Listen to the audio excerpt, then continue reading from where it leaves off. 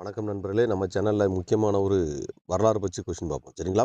அசோகரோட எந்த முக்கிய பாறை கல்வெட்டில் சேர, சோழ மற்றும் பாண்டிய மன்னர்களை வச்சு குறிப்பிடுதுன்னு கேட்டால் அசோகரின் 13வது பாறை ஆணை கல்வெட்டு. சரிங்களா? 13வது பாறை கல்வெட்டு. அதுக்கப்புறம் பாருங்க, சோழர்களின் கிராம நிர்வாக முறையை பற்றி குறிப்பிடும் கல்வெட்டுன்னு கேட்டால் உத்திரமேரூர் கல்வெட்டு.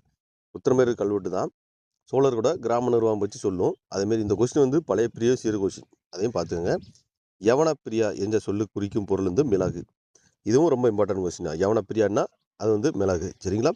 அடுத்து தமிழகத்தில் எந்த காலத்தில் எங்கு காலத்தின் முந்தைய கற்கால நினைவு சின்னங்கள் கிடைத்தன? தூத்துக்குடியில் தான் கற்கால நினைவு சின்னங்கள் கிடைச்சிருக்கு. சரிங்களா? இதை பார்த்துக்கோங்க. அசோகரோட 13ஆம் கல்வெட்டில் சேர சோழ பாண்டியரை பற்றி சொல்லுது. சோழர்களின் கிராம நிர்வாகம் வச்சு குறிப்பிடும் கேட்ட உத்திரமேரூர் கல்வெட்டு. யவனப்பிரியான்னா மிளகு. அதேமாரி தூத்துக்குடியில் கற்கால நினைவு சின்னங்கள் கிடைச்சிருக்கு. சரிங்களா? நன்றி.